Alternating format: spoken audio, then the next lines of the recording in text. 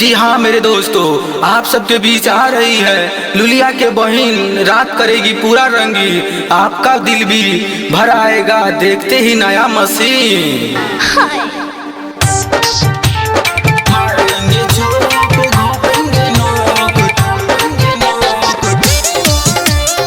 माँ Vaishno recording studio Delhi.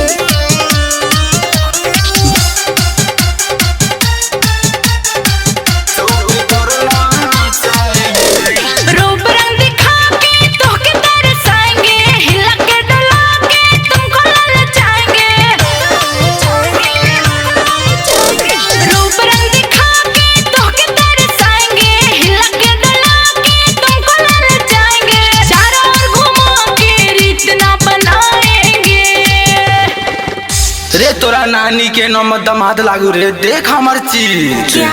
मारेंगे चोप घोपेंगे नोक, तुमको भी लटाएंगे, गोद में बिठा के झूला झूलाएंगे, चोपे पर नचाएंगे, गोद में बिठा के झूला झूलाएंगे, चोपे पर नचाएंगे।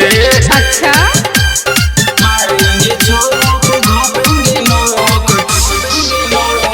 माँ वैष्णो रिकॉर्डिंग स्टूडियो दिल्ली। तू अपन चोप रखा तोप न त नीचे के होठ को दिलोट, घगरा ऊपर उठाए मसगरे बोलाए, ऐसन खजाना दिखाए कि पेंटवा में वायरस गिर जाए। अरे ये सब क्या है? कूदना रे भूची छोटा साई घूची पर, दाई मसाटा भुलाई सुदो बूढ़ी डर, धर्म चढ़म करम हेला खेलाई भेलम गे।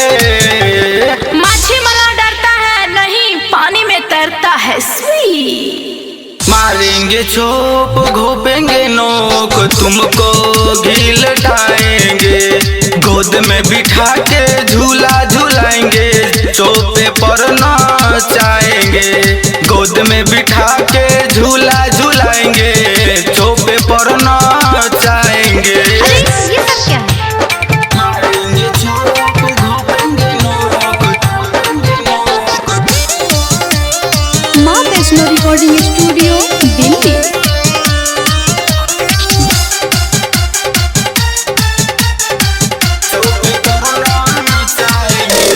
डरो नहीं, खरे खरे रहो, चढ़ेगा सीख उलट जाएगी चीज सुनी। अच्छा, लुलिया के सीकर में पोखर खनाइन में भीतर चाव दे गाँव हटाओ, दहियो न पता लगाई लीजर। लुलिया के सीकर में पोखर खनाइन में भीतर चाव दे गाँव हटाओ, दहियो न पता लगाई लीजर। बदी यार पर पंकज विशाल अमर जीत गिट घीची छोरी के मानद भूल जाई, राइटर संजीव विकास फीटर तो के कुहराई गे। बोल कैसे सोहराएगी कुर्सी पर बैठा के हिकना। अच्छा, मारेंगे चोप घोपेंगे नोक, तुमको घी लटाएंगे, गोद में बिठा के झूला झूलाएंगे, चोपे पर नचाएंगे, गोद में बिठा के झूला झूलाएंगे, चोपे पर नचाएंगे।